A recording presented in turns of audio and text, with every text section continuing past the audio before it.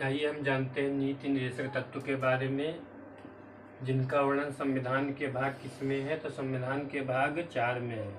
किसमें है? तो संविधान के भाग 4 में किसका वर्णन है? तो नीति निर्देशक तत्व डीपीएसपी का वर्णन है।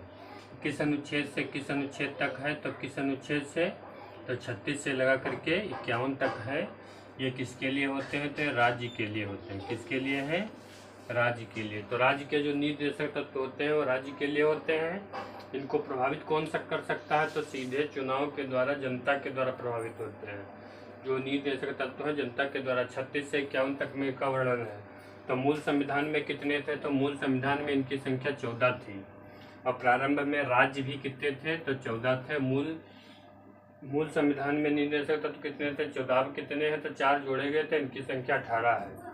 तो 36 से 51 तक में इनका वर्णन किया गया है। तो 36 में किसका वर्णन है? तो राज्य की परिभाषा दी गई है 36 में। और 37 में नीति निर्देशक तत्व की प्रकृति के बारे में बताया गया है। नीति निर्देशक प्रकृति के बारे में बताया गया है। ऐसे किसी भी न्यायालय में आप चुनौती नहीं दे सकते हैं, ये बात 37 में लिखी गई है। और 38 में किसका है? तो 38 में राज्य लोक कल्याण, 38 में क्या कहा गया है? तो राज्य लोक कल्याण की अभिवृद्धि के लिए सामाजिक व्यवस्था बनाएगा। तो राज्य लोक कल्याण की वृद्धि के लिए सामाजिक व्यवस्था बनाएगा, ये 38 में है। तो 39 के का में क्या है? तो समान न्याय और निःशुल्क विधिक सहायता है। समान न्याय और निःशुल्क विधिक सहायता किसमें है? तो 39 के का में ये बाद में जोड़ा गया है। फिर 40 में तो सबको पता है पंचायत का है, पंचायत का वर्णन किया गया है, ये पंचायती राज व्यवस्था है।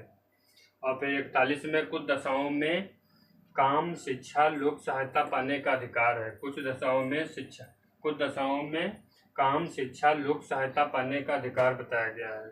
42 में किसका वर्णन है? काम की न्याय संगत और मानवीय स्थिति।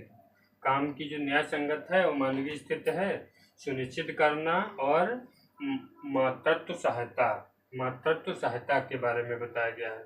43 में सभी श्रमिकों के लिए जीविका मजदूरी, जितने श्रमिक है सभी के लिए जीविका मजदूरी होना चाहिए।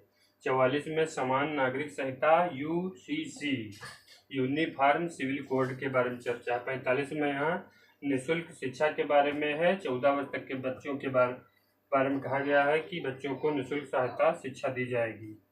अच्छा, 50 में कार्यपालिका और न्यायपालिका से अलग करने की व्यवस्था है। 51 में अंतर्राष्ट्रीय शांति और सुरक्षा के बारे में बताया गया है।